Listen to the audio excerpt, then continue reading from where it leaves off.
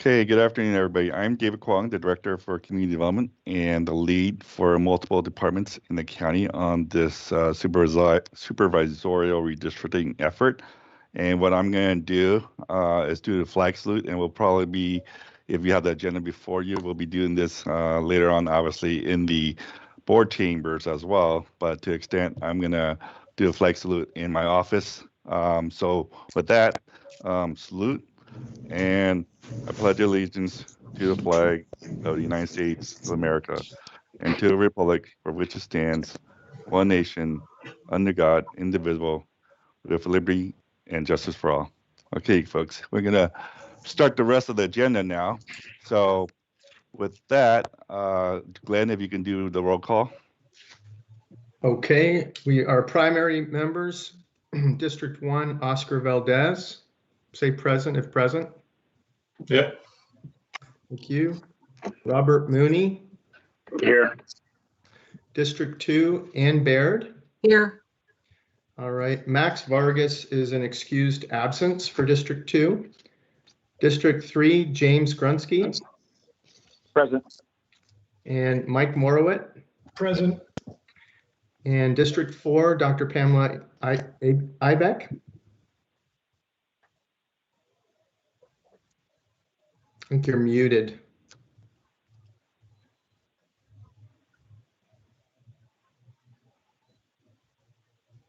We'll circle back to Pam. I saw her. Hey, There she is. Pam here. Internet problems. My apologies. No problem. I like the suspense. That was great.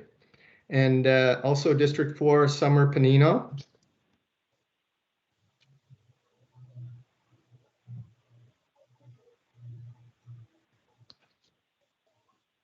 Okay, she may be having similar tech issues. District 5, Alice English. I did see Alice.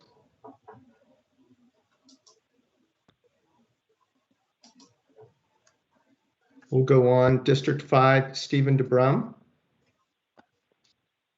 Oh, and where's Stephen? He may be muted.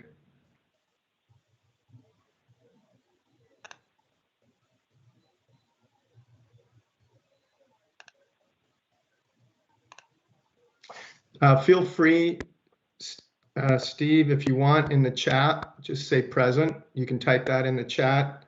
Likewise, Alice, if you're having tech issues, type present in the chat. Present. Was that Alice? Yes, Alice English is present. Thank you. Thank you. Okay, that's it for the primary members. David? Okay, can you go on to the alternates? And for the alternate members, District 1, we have Angel Ann Flores. District 4, Mamie Joan Starr. Just Mamie Starr. Just Mamie, okay. Thank you, Mamie. And District 5, Richard Silverman.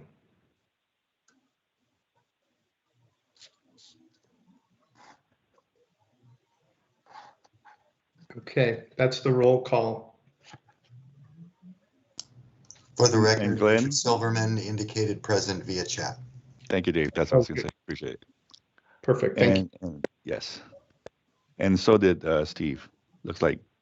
Wonderful, Thanks. thanks, Steve. All right, great. So we're gonna be conducting these meetings in the future as Brown Act meetings. So at this point, we did advertise this meeting.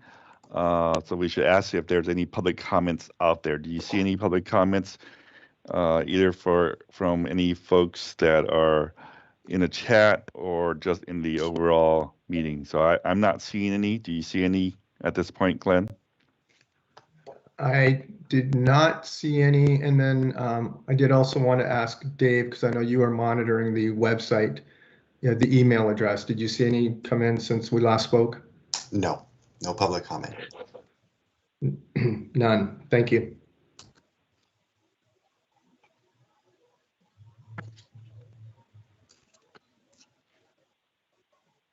Okay, great, thank you. So again, I'm David Kwong, and what I'd like to do is this really introductory meeting. I want to introduce staff that will be staffing this effort. And there's a number of different departments, as I mentioned, and then we also have our consulting partnership with redistricting partners as well. And then maybe what we can do after that is we can spend maybe 30 seconds with each appointed member on the committee to give us introductions of themselves as well. So with that, again, David Kwong, I'm the Community Development Director for the Community Development Department. And Dave Bollinger, can you go next? And then we'll go with, I guess we should go alphabetical order after that in terms of the staff. So go ahead, Dave. Dave Bollinger, also with Community Development. I'm the GIS Program Manager, and that would put Glenn next. Okay. Glenn Fowler, I'm the supervisorial district redistricting project manager. And let's see, a little bit about me. I've got 30 years government experience, much of it strategic. Most recently came off of a project where I was doing a lot of strategic planning and project management for the California Census. Let's see, a couple fun facts. I just want to let you know I like doing a lot of hiking, and we've got a bunch of fruit trees on my property, so I actually enjoy pruning. That's, I know, crazy. And I like going to movies. I haven't been to one for about a year and a half, so I may actually venture out this weekend to see a movie. So that's me. Okay, Dom. Don Martirella. I'm an Office Assistant Specialist with the Planning Division of Community Development. We will probably be seeing, I think, Sonia for future meetings. I'm here gathering information to get as easy a handoff to her as possible. Okay, great, thanks. Do we have the ISD staff, the Information Systems Department staff that can introduce themselves on there? I know Pam's here. Hi, I'm Pam Sauceda. I work for Information Systems Division. I am an Information Systems Analyst, and I work in the Project Management Office. Rob, do you want to introduce yourself?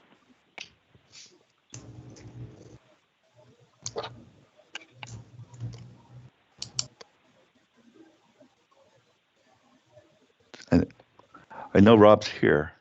Yeah, I saw him. Well, we can come back to Rob. How about County Council? We got Samantha and Zoe, it looks like. Can you guys introduce yourselves? Of course. Zoe Merrill, Deputy County Council assigned to redistricting, and I hate pruning, so I'm going to just assign that all to Glenn. And I'll be doing some of the presentations, so you'll get to know me a little bit later. Okay. Thanks, Zoe. And did I see Samantha on there too? Hi, everyone. I'm not as funny as Zoe, but I'm also a Deputy County Council, and I, in my former life, represented a lot of ag, so I don't like to prune, but I had former clients that did. Okay, great. Did I get all the county departments or did I miss anybody? I think that's it. So, David, can I introduce myself as well? oh, I'm so sorry, Mo. Okay. Go ahead, please. Hi, everybody. My name is Mo Hatef, and I'm Senior Deputy County Administrator here in the County Administrator's Office. And I just want to thank everybody for your time in advance on this effort. Thanks, David. Thanks, Mo. I apologize again. No. Glenn, if you can go to the RAC members by alphabetical order, that'd be great. Ooh, alpha order. Oh my goodness. Maybe do it, you know what? Do it by the district. It might be easier. I think you probably already had it by district. Okay. All right. I was going to run an algorithm here. Okay. Okay. So let's start with District 1. We have Oscar Valdez. I'm here. All right. And we're looking, David's looking for an introduction. Well, my name is Oscar Valdez, and I live in Stockton. And I don't have no trees, but I have cows. I got a bunch of cows, so that's what I like. Awesome. Thank you. Then we have Robert Mooney, also from District 1. This is Robert Mooney. I generally go by Bob. I've lived in the district for well over 30 years. Just kind of looking forward to see how this whole thing works. Thank you. All right, in District 2, we have Ann Baird. Hi, I live in Stockton. I've done about 30 years in state service for assembly members and state senators, mostly as district director. Recently retired from state service, and the thing I'm happiest about now is that I actually get to go out and see human beings and look them in the eyeballs and laugh with them and talk to them, and it's wonderful. It is, absolutely. All right, and then District 3, we have James Grunsky. Yeah, James Grunsky here, and I think I'm taken aback, as well as everyone else, with Glenn's love of pruning. That really threw me off, but we're gonna really keep an eye on that. But I'm currently serving as vice chair of the Planning Commission, and actually work with most of the folks, or a good portion of the folks on this Zoom call from the Planning Department and County Council, and everyone's in for a real treat. They're very, very knowledgeable. If there's anything you don't know, they're incredibly accessible, and it's been the best part of serving on the Planning Commission, getting to know all them, and just incredibly knowledgeable. So, yeah, just looking forward to helping out with this as well. That's all I got. Great, thank you. And then we have Mike Morowit. He's also from District 3. Yes, hi. I own a business in Manteca. I've been here out in the valley since 1995. I too have served on the Planning Commission from 2007 to 2014, whereby I was elected to City Council from 14 to 2018. And now I currently serve as an alternate public member on LAFCO, and also on the board of directors for SJAFCA, San Joaquin Area Flood Control Agency. So I enjoy serving the public. It sounds very interesting, just redistricting, and it's looking forward to it, even though it's got a little condensed. And I too don't do much of my own gardening, I'll be honest with you. But I am married and I have actually 4 children, blended family, so I'm pretty busy as it is. But thank you. Very good, welcome. Okay, and then we have Dr. Pamela, is it Ebeck? I want to make sure I'm not mispronouncing.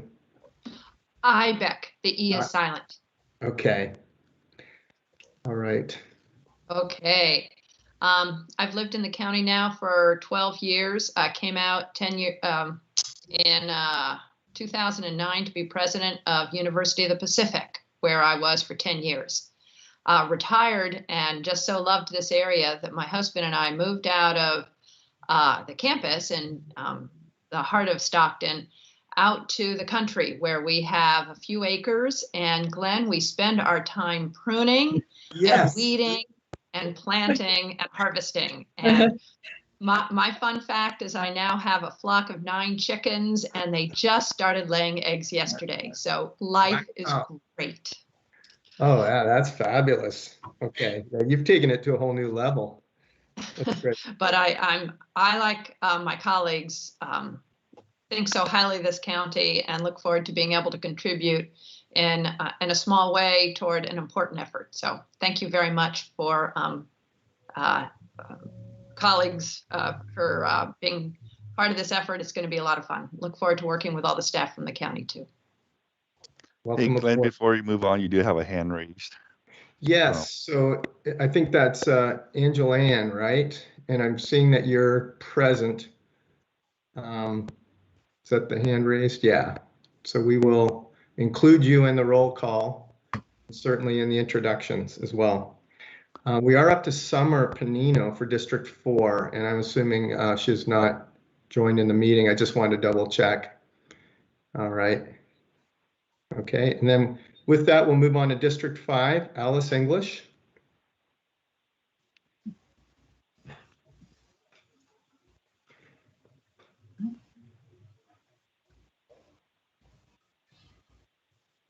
Hi, sweetie.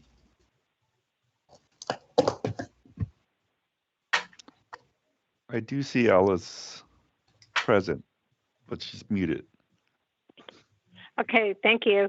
Thank you. Alice English. I'm sorry. I was on the system, but for some reason it's freezing. So I'm watching you guys, but I'm also on the phone to stay current. For some reason, I don't know if it's my wireless, so I apologize. Alice English. I've been a resident in San Joaquin County for almost 20 years.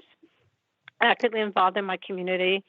I've just recently served 4 years terms on the Transportation Advisory Committee for our city of Tracy.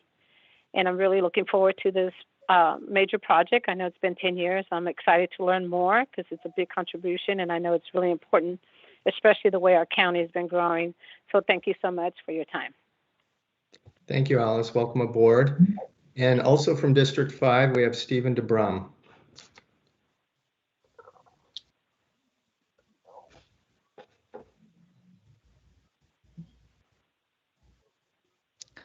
Hi, Steve. You're frozen and we can't hear you.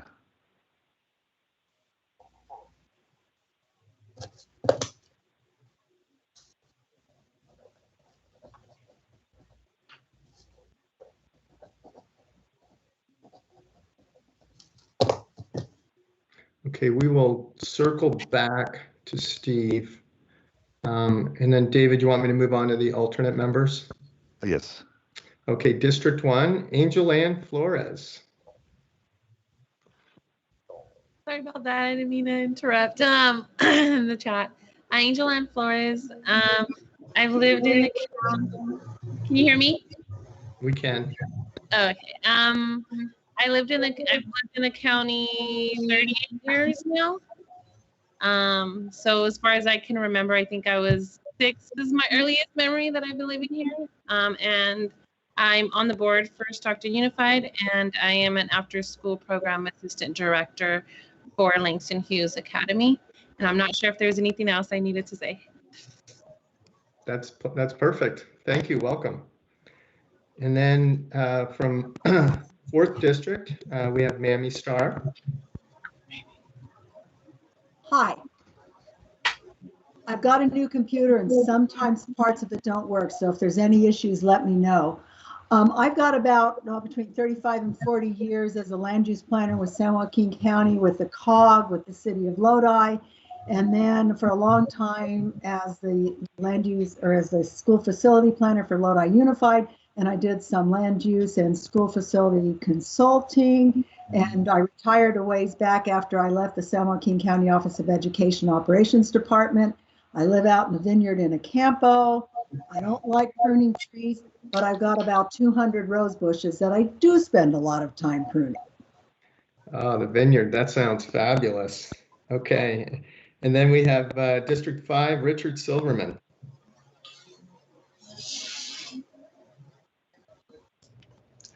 Richard has indicated in chat that he's having some technical issues with Teams. Okay. We'll circle back to Stephen. Stephen, I don't know if you're able to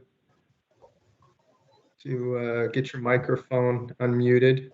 And then what we can do, if you're unable, both Richard and Stephen, we can set aside a little bit of time in our next meeting to make sure you guys are given your introduction time. So maybe with that, Glenn, so everybody, thank you again. As Mo mentioned, we do all actually appreciate your efforts, and I'm sure the board does as well. What's interesting and different this time, as some of you folks, or maybe all of you folks may know already, usually we obviously do this only once every 10 years. The situation this year, as we've reported to the board, is that we would have usually gotten the data sometime around June or July, or maybe even earlier. I know some of the folks here, like Dave, knows that. The situation this time is because the census was delayed, we are not likely to get our information from the feds to the state and then to us until maybe if we're lucky, mid-September. So if we're not lucky, we won't get it till October 1st. And that would be, so we're actually trying to set up with a really structured agenda for both training in all of our roles, and we'll there might be some bumps in the road, so we'll smooth that out. But to the extent that we're going to provide as much training as possible, because we're going to need it as a group, as a team, if you will, especially between mid-September and December 7th. So I think we've sent out the agenda with supplemental materials for you to review, and if not, we can always share it on the screen. We will in the future have binders for you as well. So physical paper binders, unless you don't want it, because everything's going to be available online, digitally to you ahead of time. It will be stored online on our website, and then we're going to give you physical binders with the materials as well. So they're prepared, or prepared as much as possible going into this meeting, or these meetings, as they will be all public meetings, and we're going to have some changes as things change for the rules out there in terms of public meetings and stuff like that as well. But again, we're going to have conceivably a very intense effort between mid-September to about December 7th, where we're actually hoping at that time, through an iterative process between the RAC advising the board, have the board be able to take some action, no, not some action, but take an action on a supervisorial redistricting map before the constitutional deadline at this point, statutory deadline of December 15th. So there is a December 7th board meeting that hopefully will result in some fruition, is our goal, to get that final recommendation to for the board's action. And so that's necessary in order for them and for all the necessary data to be prepared for the register of voters for the next primary. So we've got a pretty good agenda today still. But with that, what I'd like to do is refer you folks to the RAC committee roles and objectives. We did send out I think it was a 1-page. Let's see here, I'm going to pull it up. I can also share. David, just so you know, Steve is back on his phone now too, DeBrum. Okay. Well, did you want to, let's go ahead, and before I go in, if we can give Steve a chance to do some introductions, that'd be great. Can you hear me now? We can. Yes. All right. I had to call back in. Okay. It's very exciting to hang on a second. Got to mute the computer. Anyway, my wife and I have been in San Joaquin County for 36 years. I've spent my entire life in the dairy business, both as a producer and also as a representative for Dairy Farmers of America as an agent and working with dairymen.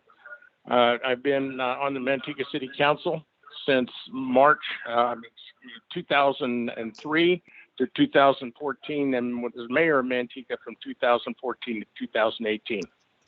So that's I look forward to working with the committee and having seeing what we can do to draw the lines for the supervisorial districts. Great, thank you, Steve.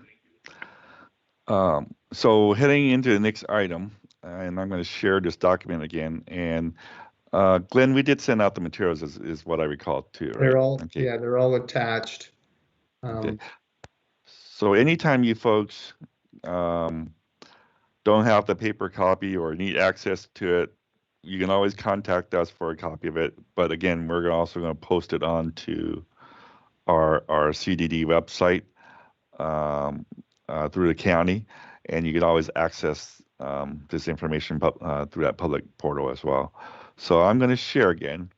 I'm not going to go into this, but I think you might want to go into it a little bit more, Glenn or Dave, in regard to the roles of the RAC. And we're obviously there's a lot of training involved But basically, you are going to be the advisory body to the board, and you're going to be vetting everything as a RAC as you get a number of input from the public, and as we go through the criteria and what we're looking for to meet the objectives of elections code and stuff, very generally election codes, and meeting what communities of interest are, things like that. So that's a very general overview of a one-page document. I didn't know, David, did you want to go into it any further? I was just typing into the chat. I was going to reference the website. Is there, do you want me to jump off into that? Only if we've, so I apologize, folks, we scheduled this meeting for an hour, and I think we're going to be right at about an hour by the time we get through everything.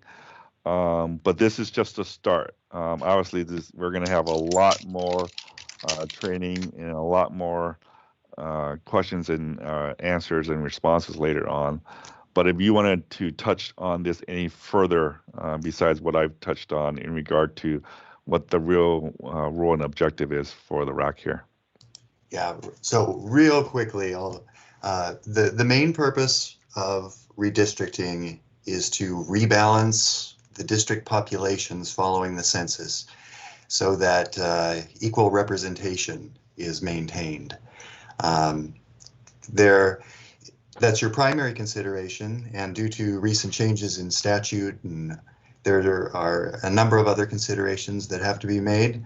I don't think it's appropriate to spend time today going into all those details. They are presented on the website, and we'll talk about the training schedule coming up here in just a few items, and we'll provide very detailed training over the course of 3 sessions to explain the process in further detail.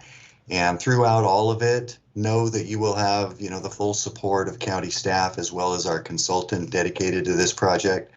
So at first it may seem overwhelming, but hopefully we will have you trained well enough that it becomes second nature and you're all redistricting experts. Yeah, I'll just add on to that. That's my sense as well. By the time you get through the 3rd training session with redistricting partners, you're all going to be chomping at the bit, and certainly go into this with much more confidence and a skill set, ready to take it on. So don't be losing any sleep over this. There's going to be a lot of oversight and just really assurance to make sure it's done correctly. So we're all in this together. And we do, at the end of the day, make recommendations, you will as a committee to the board, on what those new districts will look like for the next 10 years. So hopefully as we move forward, you'll have some fun doing this too. So with that, I think we should go on to Zoe and Samantha for the Brown Act. Thank you, David. So I like how you said we're going to have some fun, and then you said we're going to go to Zoe for the Brown Act. So I'm not super smooth transition, but we're going to roll with it. So Samantha Moss and I both introduced ourselves. I do also want to just make sure everybody on the call is aware that Kimberly Johnson is also on the call. She is the Assistant County Counsel and currently the Acting County Counsel for San Joaquin County. She's on the call. She will be part of your support team. I will do kind of stuff like the Brown Act presentation, but she's really the boss. So when we go for the heavy guns, we'll reach out to Kim. So again, we try and keep a really deep bench. So when these issues come up, we're able to address them, deal with them accurately and quickly. So that's our team here. So we're going to go ahead and move right into the Brown Act. I was also going to cover the committee roles and objectives, but you guys both have those in your packet. You'll have them in your binder, and David covered them. And so I think we kind of all know where we're going. So what we're going to do now, the RAC is subject to the Brown Act. It sounds like from the introductions, there are quite a few of you who are going to be just complete experts in the Brown Act, and a few of you who may never have interacted directly with it, which is fine. This is going to be a quick presentation, but do not worry.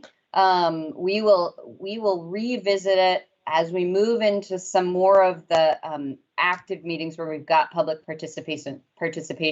where we may start to see you getting contacts, us needing disclosures, things like that. So I'm going to share my screen. We'll go through the PowerPoint. I know you are chomping at the bit because who does not want a PowerPoint? They're so fun. All right. So let me just get it set up here. Teams is a little bit clunky in some of these things, so not quite as smooth. Whoops, sorry. There we go. Not quite as smooth as Zoom. Okay, so can I just get somebody to verbalize that you can see that? Yes, we can see it. Well, see, title screen, we're moving along. Okay, first thing we're going to cover is the Brown Act. I speak quickly by nature, but also I really want to respect your time. And so we're going to aim for that 1 hour, and we do have 3 action items. So bear with me, you'll have these materials available to you, so you can also just read up for fun. The history of the Brown Act, let me just summarize this for you. We're not going to go through every slide, don't worry. Essentially, all meetings of the legislative body, in this case, it's the RAC, will be open and public. All persons shall be permitted to attend any meeting of the RAC, except as otherwise provided in this chapter. There are some exceptions. The goal, the reason the Brown Act was enacted, the reason that it was really substantively revisited in '93 and why it continues to be used and relevant is because we want the public business done in the public. So, and I want to reiterate as I go through these, this is not a way to limit your speech or the work of the RAC. In fact, it is a way just to ensure that it is done in the public. Okay. Sometimes we'll refer to this as the Open Meetings Act, and it is to ensure both transparency, like I just talked about, but also really fairness. It is about the idea that when the public business is done, that all stakeholders are able to be heard, and so decisions are made in an informed fashion. So a fair access to decision makers is really part of the goal of the Brown Act. So this idea of no secret votes, no backroom meetings, that's what we're talking about here. At the end of each slide or the bottom of each slide, you'll see that reference that says further reading. Again, I know you guys are probably just voracious for Brown Act information. So at the end, I have a slide of resources, and there will be a link to a booklet. It's kind of the best way to describe it, open and public. And it is a great resource for Brown Act questions. So does the Brown Act apply to the RAC? My guess is you have figured out yes, otherwise Zoe would have much more interesting things to talk about. So the reason that it applies to the RAC is that the RAC serves as an advisory committee to the Board of Supervisors. So there are a number of bodies that will that are subject to the Brown Act, and the RAC is one of them. We did do an analysis in terms of the RAC as a unique type of body, but we will be operating and you will be subject to the RAC, or sorry, to the Brown Act. So as questions come up, I want to make sure you know that. Okay, so the Brown Act is really, like I said, an open meeting act, but you are, as you do the public work, as you serve on the RAC, this is really about your communications. So we're going to kind of talk about communications. The majority of the RAC, so that means we have a certain number of people on the RAC. The majority of those from a number standpoint are prohibited from using a series of communications of any kind, directly or through intermediaries, meaning staff or technology, to discuss, deliberate, or take actions on the RAC's business. So what that really means is the business of the RAC, remember that is the public's business, the public goal of redistricting based on the Census Bureau. That can only be done in a noticed public meeting. And any other meeting that is not a noticed public meeting is prohibited under the Brown Act, or more accurately, is a violation of the Brown Act by anybody participating in that, in doing that business without it being in a noticed public meeting. So this is not to scare you, and I'm going to break down specifically what that means, but I want to make sure you understand it from that 30,000-foot level, and then we'll kind of break it down. All right, so the meeting rules. What is a meeting? This is the definition of a meeting. We all use meeting all the time, so you're kind of going, Zoe, of course I know what a meeting is, but it has a defined meaning under the Brown Act. So under the Brown Act, a meeting is a congregation of the majority of members of the RAC at the same place and time to hear, discuss, or deliberate on RAC business. So, you know, there are times when people may come together and they may also be on the RAC. That would not be a meeting subject to the Brown Act. So obviously we're in 2021, so we're going to recognize that meeting as defined can be both in person or through technology. It can also be technology, meaning not just video, Teams, Zoom, but also email or mail, right? This is about, or phone, sorry. This is about communications. How do we communicate? That may have a Brown Act implication in any way that you're communicating. Maybe not smoke signals, but everything else. So you have to understand that if there is a meeting of RAC members, then it requires a quorum. And it requires that quorum to both get started, and that quorum must be maintained through the entirety of the meeting. And that meeting is to hear, discuss, deliberate, or act on RAC business. So we're throwing a lot at you, but again, you'll have the opportunity for questions. And for those of you that are familiar with the Brown Act, this would just be a very quick, high-level reminder. Okay, so here's the question of, is this a meeting? Is this thing that I'm doing or might do a meeting? Because that definition of meeting, you know, can be a lot of things because it's communication. So these are usually the types of communications that I will flag to say, whoa, let's be careful. This will constitute, and there are cases that find that these types of interactions constitute a meeting. And so I want to flag them to you here today because we have now begun the business of RAC. You have had your introduction meeting, so communications from here forward are, of course, subject to the Brown Act. So first is what we call a hub and spoke meeting. I usually have some really terrible clip art to go with this, but you're welcome. I didn't include my clip art. Essentially, this is the idea that there is a single member or a single staff member, and there's the briefing of RAC member A, the briefing and a determination maybe of that member's perspectives. Then that same staff member goes to member B and finds out their perspectives on that action items, member C. That series hub and spoke type of communication does constitute a meeting. And if it is done without a quorum and without an agendized public meeting, it does constitute a violation of the Brown Act. The next type of quote meeting is a daisy chain meeting, sometimes called a serial meeting, where member A contacts member B and they have a conversation about something that is part of the RAC's business. B contacts C on the RAC's business and finding out those members' positions on that item along the way. That, of course, can be construed as a daisy chain or a serial meeting.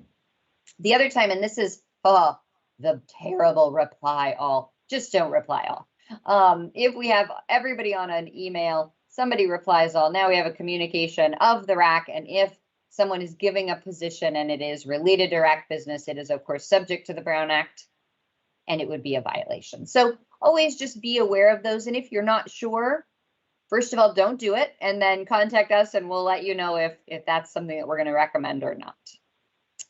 Okay, so when does the Brown Act not apply? You as RAC members can have individual contacts and conversations. I would prefer they not be on RAC business or certainly on your position, but we understand that people will run into each other in the grocery store or have other professional contacts. The Brown Act will not apply if RAC members are attending a conference that's also open, some of these other items. I don't expect many of these to come up in the short time that the RAC is operating, but they are things that you should be aware of. And don't be worried, you don't have to run out of a graduation because there's a few other RAC members there. You just can't discuss RAC business. And also we do always want to be aware that both we've got actual violations of the Brown Act, which would be the discussion of RAC business, but we also want to be aware of the appearance of impropriety. So if there's, 4 or 5 members of the RAC and you're standing together and talking, there may be a perception or an appearance that you're talking about RAC business. So we want to be aware of those things. Just as a best practice, I would ask that we not congregate without non-RAC members or in these events, even though the Brown Act doesn't apply. All right, requirements for RAC meetings. Now, these are details that will be dealt with first in your rules of procedure. And second, really by staff. For all intents and purposes, staff will ensure that we meet these requirements, and the chairperson will have a script that will ensure that the meeting is conducted pursuant to both the rules of procedure we're going to go over later, but also meets the Brown Act requirements. But these are requirements for the meetings of the RAC. So just be aware they are noticed meetings, they have to follow an agenda, and they are open to the public. Which is, and we'll be recording these, so just be aware of those. So these are the requirements continued. We will always be working to have these meetings be accessible to the public. So this meeting is electronic. We may have hybrid meetings and in-person meetings in the future. For us to comply, those will always be accessible. They will provide reasonable accommodations. And that is both for members of the RAC, including alternates, of course, and the public. Okay, and we will be recording our votes again. Staff will ensure that we're meeting these requirements, but I want you to be aware of them. We always want you educated on the business that you're conducting. Okay, requirements for RAC meeting, slide 3. All right, so during RAC meetings, you saw your agenda for today, so you have an idea of how agendas work. The RAC can only discuss and take items on the agenda. That's really important because there may be a public comment or something that has come up where the RAC wants to act quickly. If that's not been agendized, then we need to facilitate that action in a different way, either at a special meeting or the next meeting. But we are limited, and that's because the public has a right to know what you're going to talk about to determine whether they want to come and be heard on that item. And so if you talk about new things, it's something that they may have wanted to be heard on and didn't have the opportunity. So you cannot take actions on items that are not on the agenda unless you meet one of these very specific rules. I will, of course, advise you as we go forward. There are some exceptions to the agenda rule to just be aware of those. They're going to be rare, and I don't expect those to come up during the time of the RAC. Okay.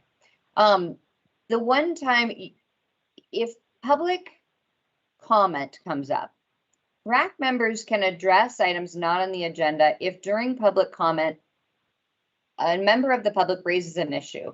RAC members can do a brief response. That is not a substantive exchange, but it could be something like, thank you, I appreciate your input, or questions, did you bring that to the attention of staff? And that allows that RAC member to then later during member comments to maybe direct staff to assist that person, or right then during public comment to say, I'm going to ask that you talk to David Kwong or that you reach out because you may want to meet their needs. So we certainly understand that the Brown Act allows for that type of brief response and interaction. Members may also refer items to staff or direct staff, those kind of items, even though they were not agendized. That's appropriate because staff's report or action will come back as an agendized item. And then, of course, we will allow in all of our agendas, and you're able to announce or report on your own activities that are related to RAC or that you feel your RAC, your fellow RAC members should be aware of, or members of the public should be aware of.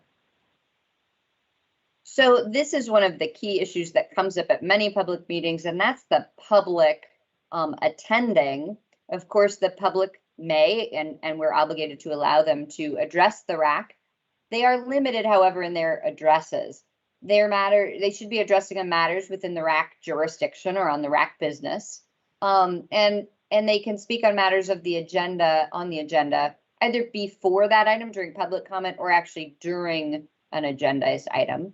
And we cannot, as much as some people may want to, we cannot prohibit public criticism of the RAC or of the county or even negative comments, but we can prohibit personal attacks, and you'll see the specifics of that in the rules of procedure. And we do allow in our rules of procedure, and they are allowed under the Brown Act, reasonable time limitations and some regulations on attendance. These are just some items for your information. What really does a violation of the Brown Act mean? I don't want any of you worrying about this. I don't want you losing sleep at night. Essentially, there is a civil remedy, and there is a stepped up set of remedies. And there is an allowance for somebody who attempts to invalidate an action because that action was taken after a violation of the Brown Act, and that person may seek court costs or attorney's fees that we, the county, would be responsible for paying. Just be aware, we don't, I don't give this to you to scare you, but I do always want you making informed decisions about your conduct. Okay, want to become a Brown Act expert? I know, I can just hear you over Teams chomping at the bit here. Here are some good resources, and of course the code itself there. The second one, I do want to point out, it is slightly dated, but is a very good reference. So with that, I'm going to kind of go right into what is continued training, if that's okay with David, and that's this, the ethical obligations of RAC members.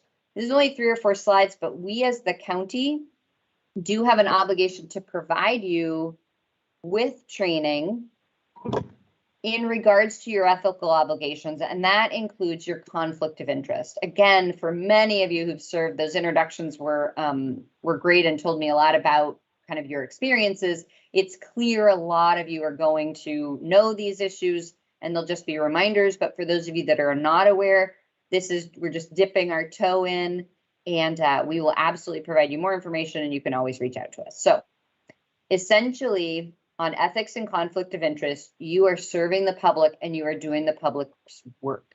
So that is always our mindset, and we always want to understand our obligation to the public and our role. In this capacity, you were introduced to the amount of staff that's supporting the effort. And so you, in your capacity as a member or an alternate, are a steward of public resources, and you really are a holder of the public trust. So that is twofold in terms of the open and transparency of the Brown Act, but in this context, we're talking about you as an individual, your conduct is key here. So the expected values for you in this role include trustworthiness, responsibility, respect, loyalty, compassion, and fairness. Now, I didn't just pick those words out. They are often seen in just what is good governance. So I've included them for you as some guidance. The public's trust and confidence in its leaders and institutions is vital to success in public service. If our actions here in the RAC are undermined, then that will carry through to the board's action of redistricting and may undermine the effort. So that's why I give you these guideposts. And then this is what's really important. We'll get into a little more detail on this in just a second. California law requires that you, RAC members, act in an unbiased way. Certainly you can have opinions, policy opinions. We all have them. I have more than my fair share. And but that is different than a personal bias. So as we navigate this, we certainly can help you tease that out. But you cannot act in your public role when you have a conflict of interest. So what does that mean? Here are some of the basics. This is a lot of words for a 1-hour meeting. And so there's a lot more detail that you'll get in your binder, and we'll continue to provide these, but these are just some of the basics. You can't do your public work in exchange for, you can't request, receive, or agree to receive anything of value for your work, okay? You have to disclose your financial interests. You did that on your Form 700, so that's done. We can check that one. And then you need to disqualify yourself if somehow your work on the RAC is going to affect your financial interests. It may increase the value of your property significantly or decrease that. At that point, we need to be talking about this idea that your financial interests are affected by that action, and you are obligated to disqualify yourself from that vote. You can't use public agency resources, so no flying to vacation on David Kwong's budget, okay? No doing that. He doesn't let me do it either. And then these are just some of the more technical rules. And again, staff and I will continue to guide you. You must disclose to staff, David, Glenn, myself, if you receive, gifts. So if it's not a $10 Starbucks gift card, you either need to say, I can't accept that. I know that that's going to trigger a potential conflict. Or you need to let us know and disclose that. It may disqualify you from future votes. Okay, so when should you seek our advice? When does it become a real issue? I want you to have some flags. So this slide is here really to give you a flag. Hey, RAC business or contractors related, somehow they're giving income to my family. or to me, that's a big flag that you're going to need to look and see if we have a conflict of interest. Again, if we've got a direct or an indirect interest in property that's going to be affected, again, increase or decrease, that's a flag. We want to make sure we're doing a conflict of interest analysis. You receive a huge gift, you know, that washer and dryer, that's a flag. We need to look. All right. Or you really have a personal interest. You really, really hate X and Y and Z. You really can't get past that. And that could cast doubt on your ability to make a fair decision. That's a flag. And of course, my personal favorite as a lawyer, this is my bread and butter here. If you think a situation smells funny, then let's do an analysis. Okay, the smell test. Okay, so here are some resources on that. We will continue to provide you guidance, provide you advice, not directly as an individual, but we will make sure that you have what you need. I am going to go ahead and end sharing my screen if I can figure out how to do that. Did I do that? Am I back? You're back. Ah, all right.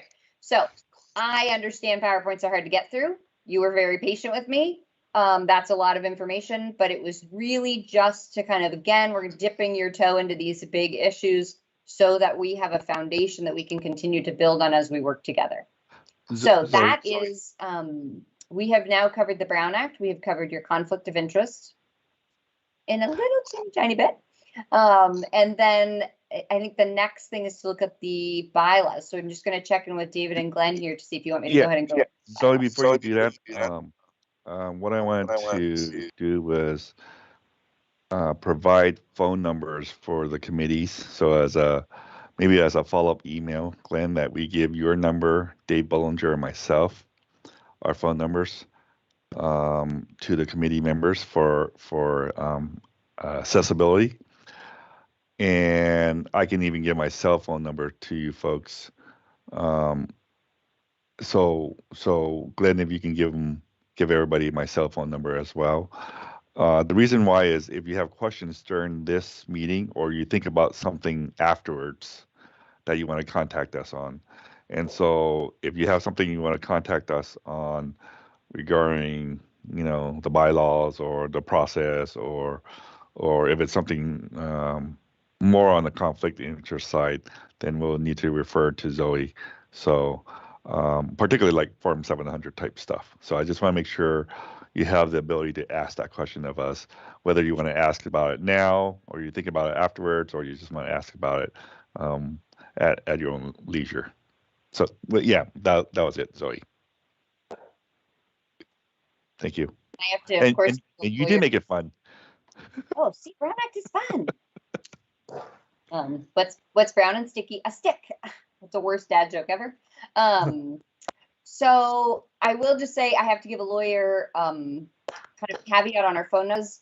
County councils, we really won't give you individual legal advice, but what we will absolutely do is help you walk through that analysis and then advise you how you can get that question answered. So we, absolutely feel free to call us and we will set up those kind of blocks as we talk to you, but I want to make sure you feel comfortable calling.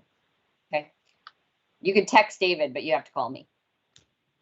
All right. So now what we're going to do, you have an action item, which is to adopt the RAC bylaws, and they're actually called the rules of procedure, but I keep calling them the bylaws. I don't know why I keep doing that. So what I'm going to do is I will do a very quick presentation on the bylaws just to describe to you what they are. You have received a copy of the bylaws electronically. Let me flag something for you. I believe the version that you have has been changed very slightly. And I apologize, we have been hot and heavy on the versions. So you may get, and Glenn's itching to talk here. Go ahead. Yeah, and so I did distribute the most current version. So I attached it to this invite. So you'll see that it says V3 next to, it says RAC bylaws final V3. So that is our current version. But I'll let you continue, Zoe. Thanks, Glenn. And everybody, like David said, we're all, I think you said this, we're all human. We're trying, we will always get you the best. We had some changes that we wanted to make so that there was no confusion down the road. So essentially, this will be an action item. When we have an action item, there will generally be a presentation by staff. And then what staff will do is turn it over to the chair for then a motion and a vote. In this case, we don't have a chair yet. So I will go ahead and facilitate the vote on the adoption, and then we'll move into the election of the chair and the vice chair. And I do know that we have 5 minutes. We are not going to make the 5-minute mark, but I will talk quickly. All right, so bear with me. Okay, we had a lot to get through today. So especially these redistricting advisory committee rules of procedure, I will sometimes refer to them as the bylaws. That's kind of an interchangeable term. They are going to provide, they do provide the RAC rules of conduct and procedure. Ideally, if a question ever comes up, we would first always go to the rules of procedure and hope that answers it. And second, from a procedural standpoint, we would go to Robert's Rules of Order, which the rules of procedure tell us is our procedural guide for the RAC's business. So that is what these are. They provide a bit of the RAC history, so they do have the adoption and the context of the RAC. We always include that, so it provides context for what we're doing and the decisions that we're making. And then again, it's going to include those procedures. So in terms of bylaws, they're almost always going to include specifics of meetings. In this case, there is an attachment schedule of the meetings. The version that you got doesn't have that attachment with it, but that is how we will be addressing the meeting specific times and dates. And I believe you have been provided with a schedule, so that's what that is referencing. So just heads up on that. So these rules are, like I said, they will discuss sort of all things RAC. So in this case, they discuss member eligibility. Now, obviously, we have the membership, but if one of your statuses change, we would need to address that. So we always include member eligibility. And you would communicate with us if one of the membership eligibility statuses, I'm not sure that's a word, changes. So keep me posted on that.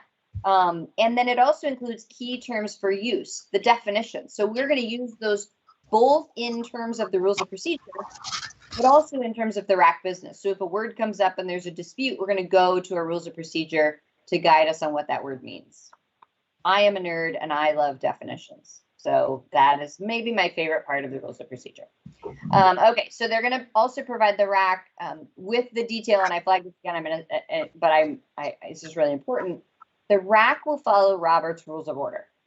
That means that when we want to know how to do our business, that is where we go. Okay, there's also in the RAC Rules of Procedure, on top of the guidance of Robert's Rules of Order, we have the roles and obligations of the chair, the vice chair, and to a lesser degree, staff. So you need to know who is responsible for this task, and that'll be laid out in the rules of procedure, is laid out in the rules of procedure. Okay, so both under the Brown Act and under your rules of procedure, for this body to act, for you to do anything, to conduct business, you must have and maintain through the entire meeting a quorum.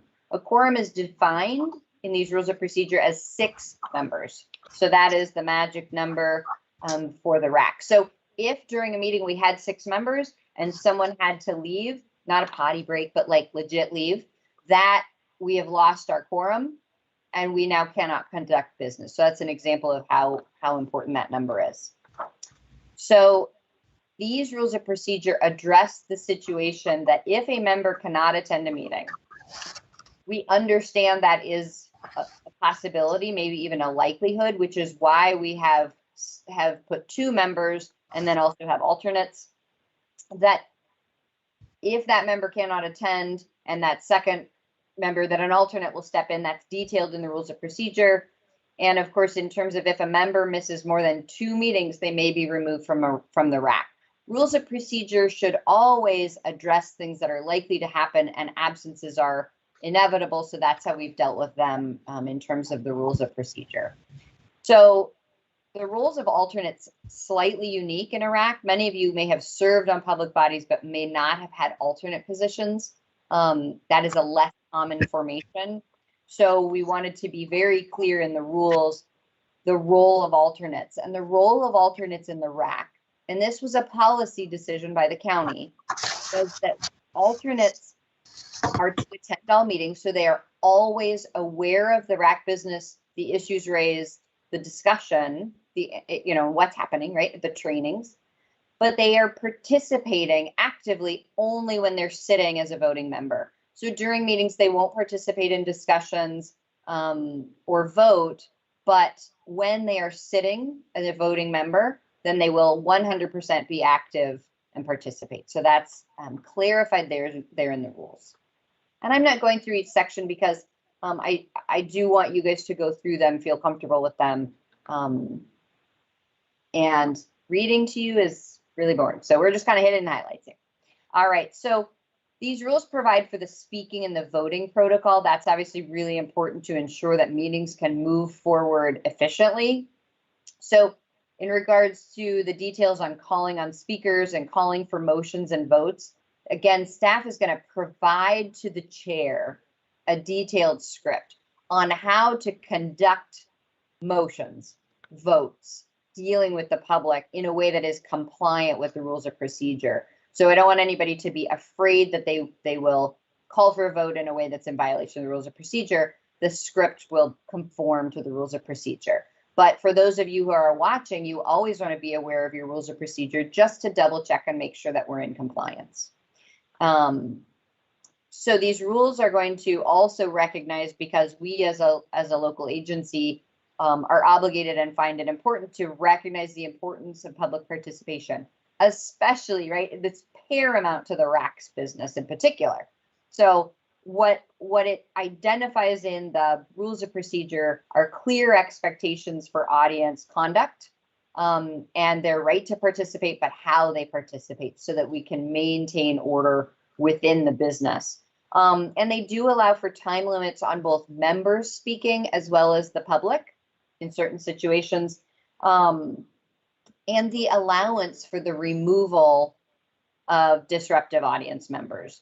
And I'm just going to close with, we may not have gotten everything right in the rules of procedure. We did the best we can. We think we did a pretty darn good job.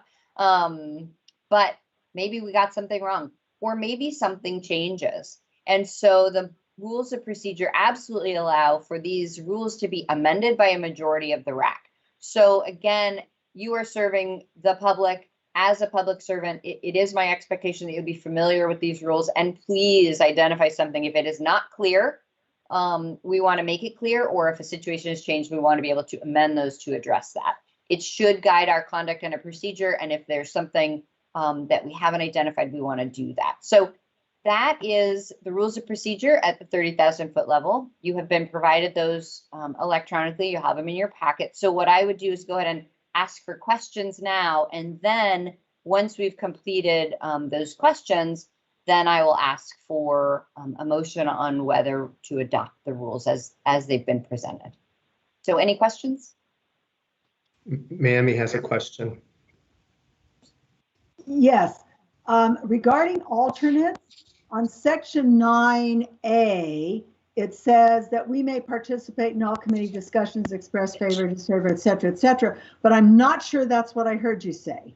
So it looks like in your hand, I don't think you have the final version, and that's a problem. So I'm gonna, that's kind of why I flagged it, because there's no 9A anymore in the final version. So let me, and great flag, because that's exactly the kind of detailed reading that I appreciate. Yes. So I am going to read to you the amended section 9.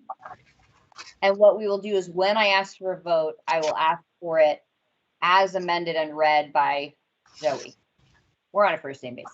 So let me read that to you. So there's no longer an A and a B, and we will get this to you. I absolutely apologize. That is totally on me, guys. We just were doing changes at the last minute. So section 9, alternate committee members. No A or B begins.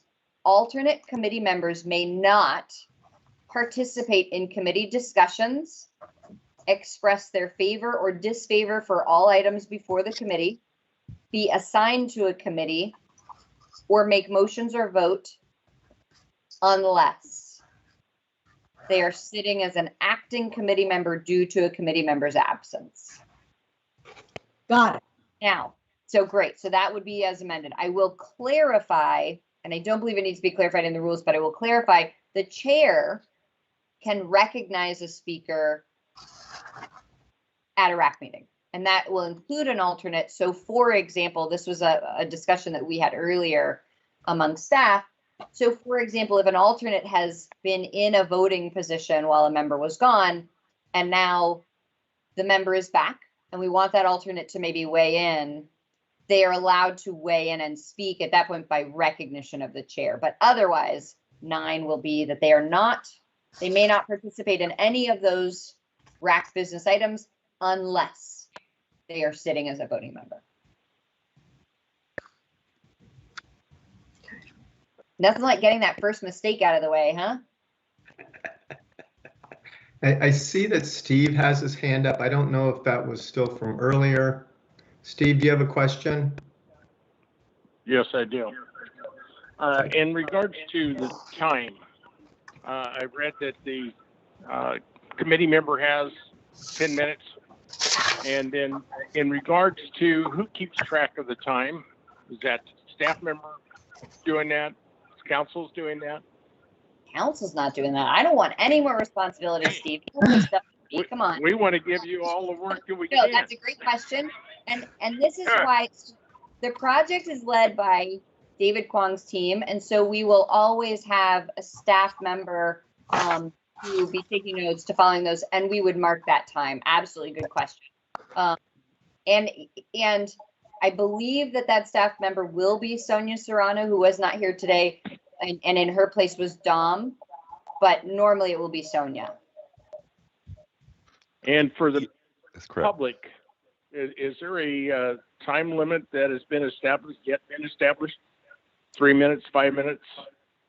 No. So let me get back to the members. I do want you to know that it's not like at 10 minutes, they did not let me install any ejector seats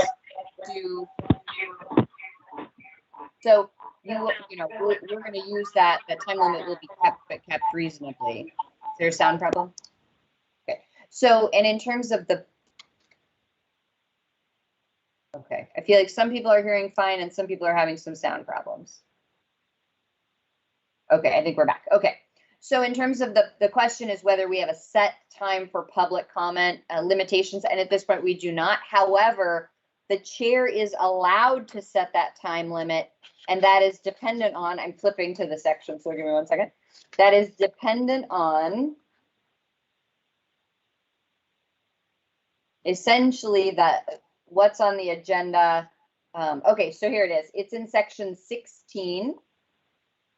16D, as in David.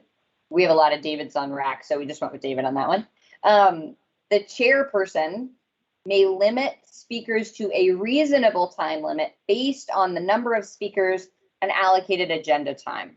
So for example, we know we have 10 more speakers, and so we may give them 5 minutes each or 3 minutes each. Is that reasonable? Now, if you have 2 speakers and it's 3 in the afternoon, is 3 minutes reasonable? So we always kind of want to be aware of those parameters and what reasonable is. And that's something we do give some discretion in these rules of procedure to the chair, and that's part of the weight of being the chair is that level of reasonableness and recognizing we need to value public input and how do we balance these needs.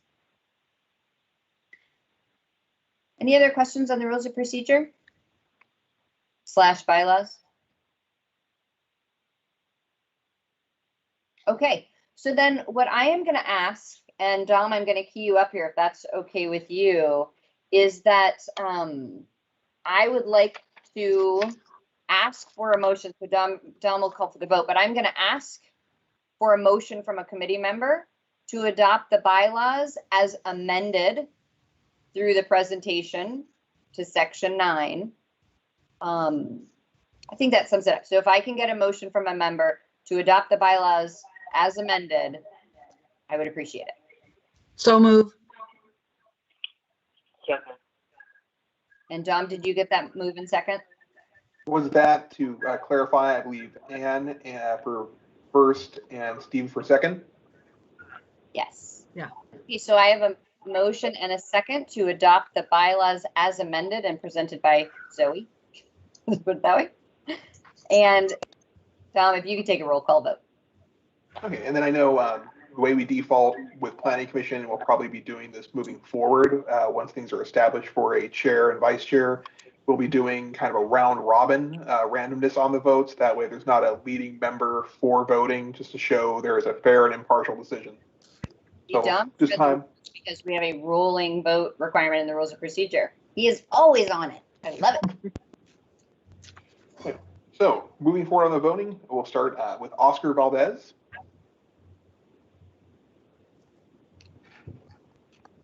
I'm not sure if Oscar is muted or still with us. He's muted. You need to unmute yourself, Oscar. I'm sorry. You hear me now? Yes. Yeah. Okay. So we're your yes or no for the motion? Yes. Yes. Robert Mooney? Yes. Ann Baird? Yes. Max Vargas is absent. James Grunsky? Yes. Mike Morowit? Yes. Dr. Pamela Ibeck? Yes. Summer Panino? Absent. Summer, thank you. Then Alice English? Yes. And Stephen DeBrum. Yes. And that concludes the roll call vote. Or do you want me to include the 3 alternative members in this one since we aren't established just yet? Okay, then that concludes roll call. Thank you, Dom. Okay, so if I have an okay from David Kwong and Glenn here, we'll go ahead and move on to conduct the RAC election of the chair. We good? Yes. Okay, now this is kind of hard by teams. So this is going to be a series of steps. So bear with me, but there's no more presentations by me. So you have made it through the hardest part of today's meeting. Congratulations. That's always a big step. So here is what we are going to do now. We're going to be electing the chair and then the vice chair, but we're going to do the chair first and the chair only first. So we'll have 2 separate elections and nomination cycles.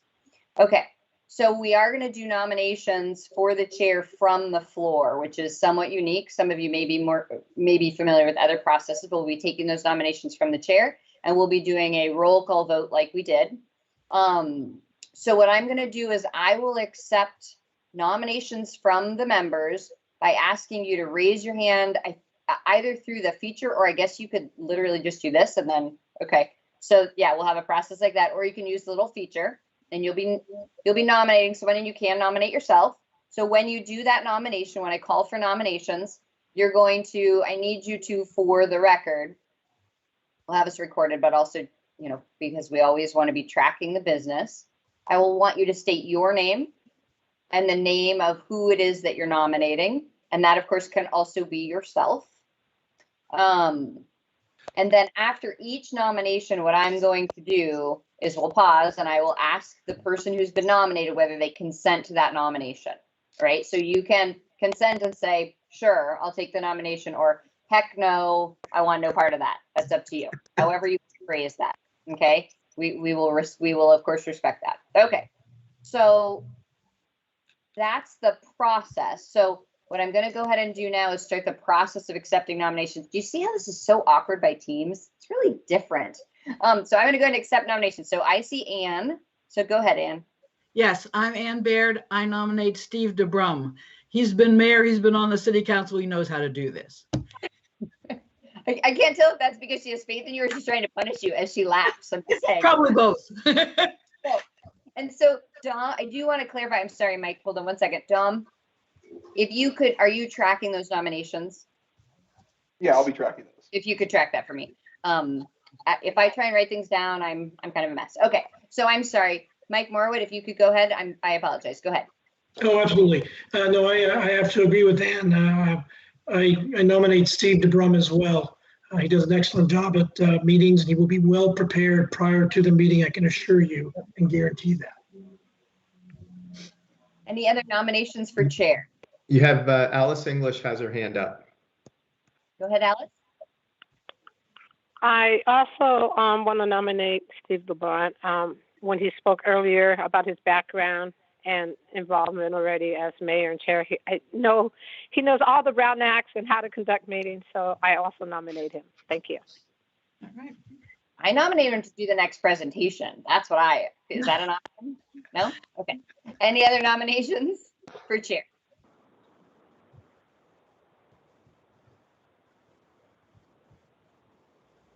Any hands up electronically that I can't see, Glenn?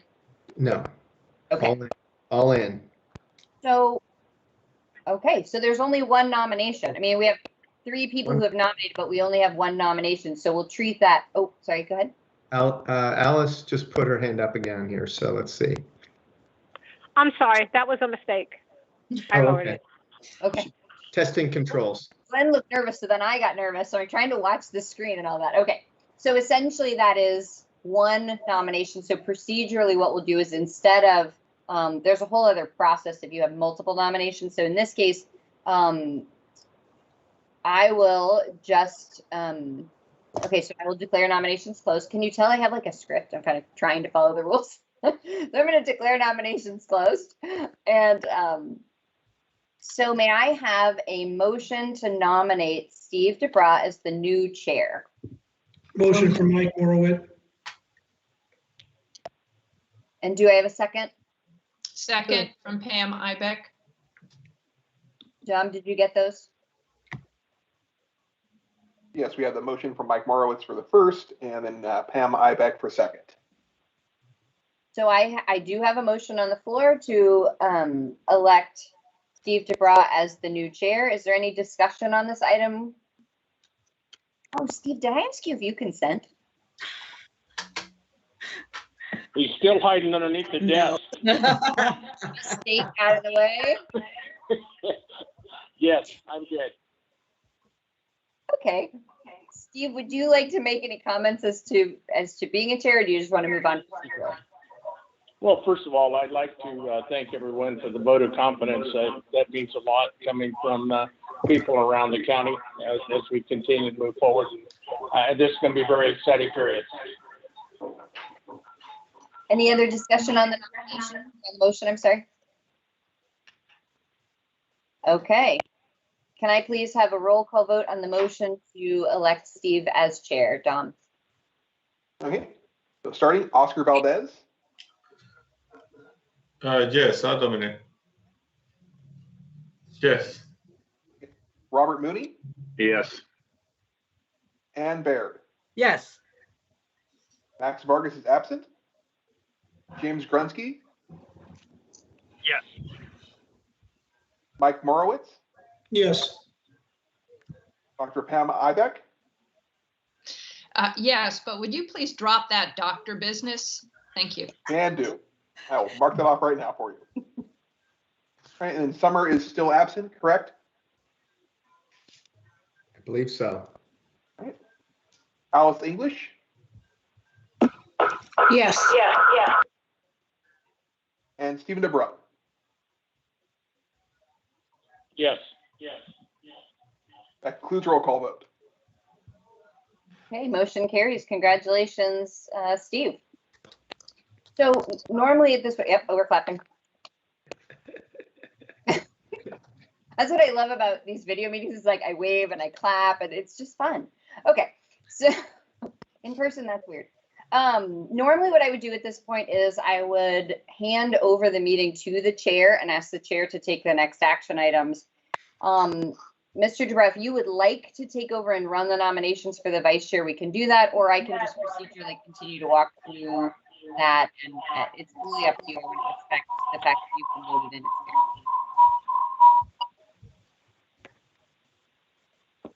I don't know, it's my phone that's causing all the background information or what. But I do not have a problem in doing it. So I now have nominations are now open for the vice chair.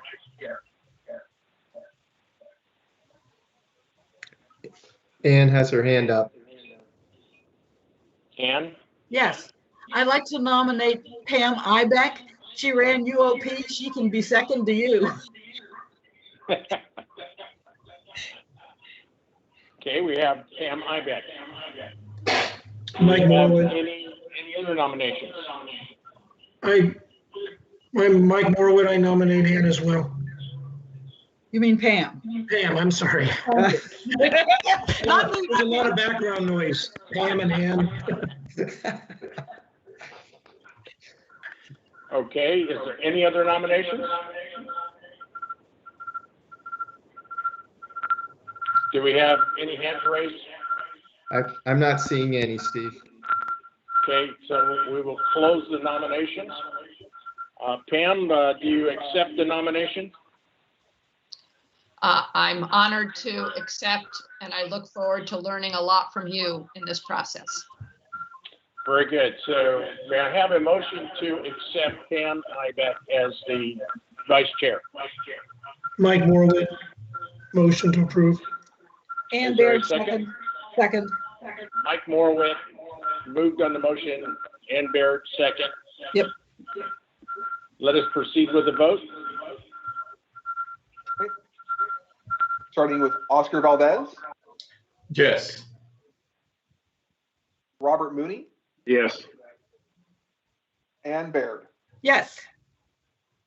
Max Vargas is absent. James Grunsky, Yes. Mike Morowit, Yes. Pam Ibeck, Yes. and we still are showing Summer Pineno as absent, correct? Yes. Alice English, Yes.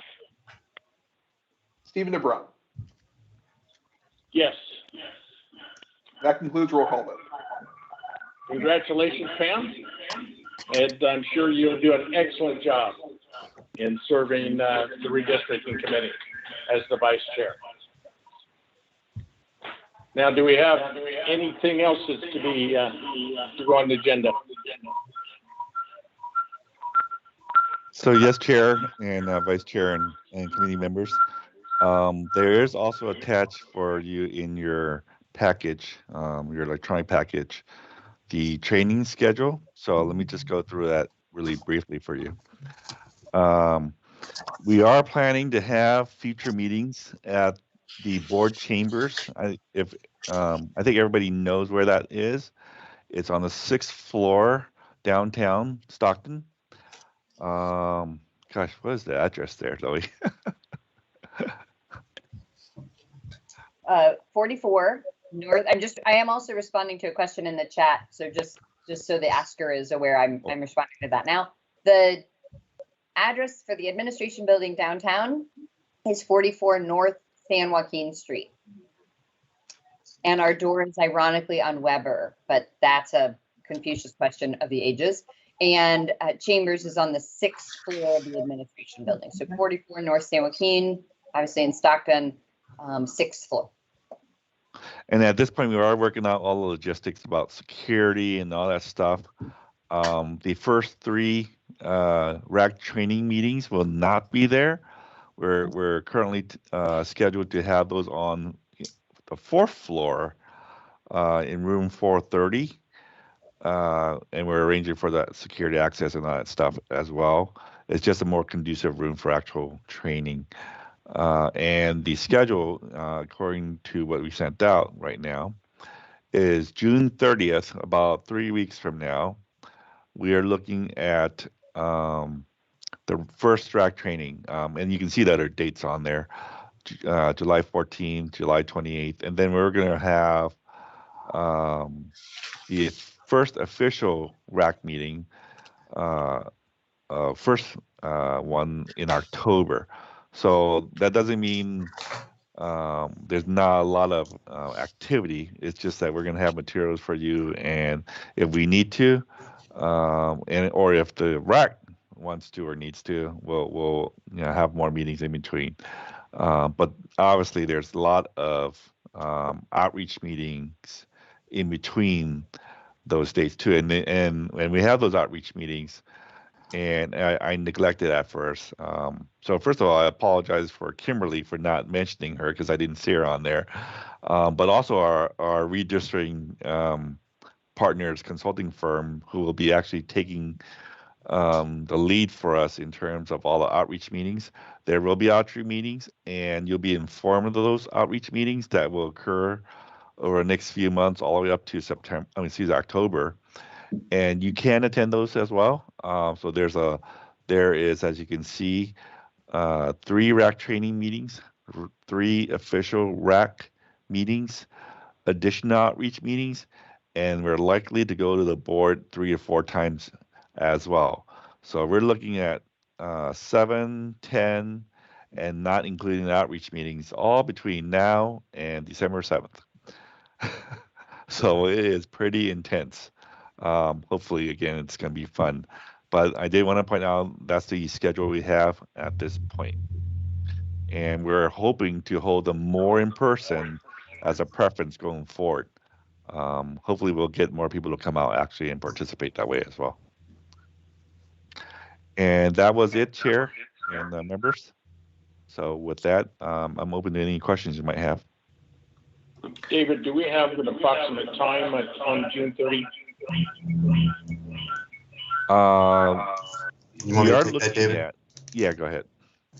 So our default for the trainings right now, just based on the room availability and the fact that some of our subject matter experts that'll be presenting will be doing it from East Coast time. So our default time for those trainings right now is 3 p.m. But we'd also like to invite the members to express any preferences they might have. You can send an email to our project manager, Glenn. If there's a strong preference for changing that, potentially we could, although we still have to be sensitive to the facility schedule and our East Coast presenters.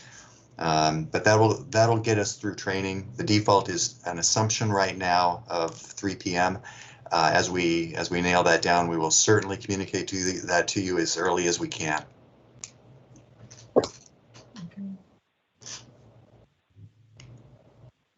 Okay, is there anything else? So, Dave, at this point, did we want to get the members' input or as to preference for the RAC meetings themselves? Sure.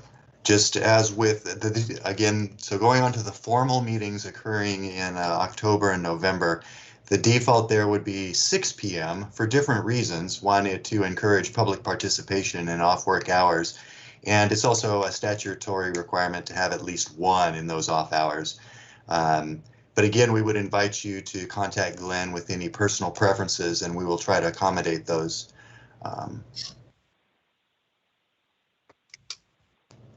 Dave, could you, or I don't know, it's Juan or Glenn, do you know how long the training meeting will last? That question's come up in the chat, and I don't know the answer.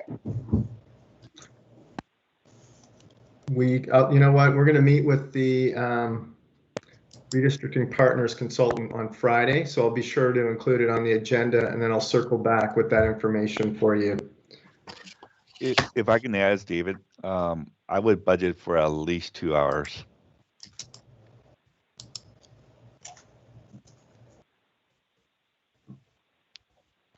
And I did want to make a comment about the dates changing, and although we did clarify in the earlier schedule they were tentative, I did want to just let everybody know, these are pretty firm, and we did come up with these dates in consult with the Redistricting Partners Consulting Group. So, and David, you can add to that, but we are not expecting these dates to change, correct?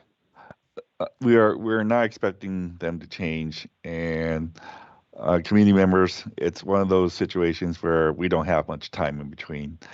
What's going to happen is near the crunch time, we could have different communities of interest propose, like let's say, for example, if we're in a situation where we have 5 communities of interest and they show 5 different maps that they give to the RAC, and we have several other maps, we would need to review that material and have a meeting on it on one of those dates and answer any questions and do responding work by the next meeting. So 2 weeks in between is not a lot of time to meet all necessary advertising requirements and say, hey, and then actually get the work out and get it to the committee members in time. What we're trying to do is as we go forward and get this all the bumps smoothed out, is that we don't drop everything on you the day before and say, hey, can you look at these 9 maps, please?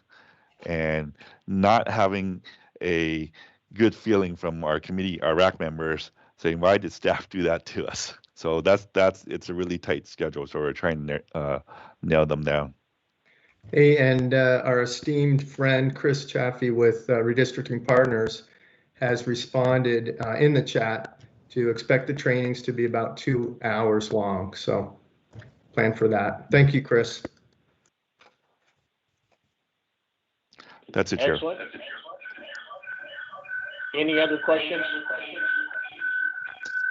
I apologize for the feedback, but I want to take this opportunity to thank the staff for providing this training information for us today. I will now accept the motion to adjourn the meeting. So move. That was Ann, I believe. Do we have a second? Mike Morler, second. Been properly moved and seconded to adjourn the meeting with a motion. All in favor signify by saying aye. Aye. Aye. Aye. You got that? Any questions? I'm sure I'll be in touch. It makes Thank you you very much. Meeting is like adjourned. adjourn.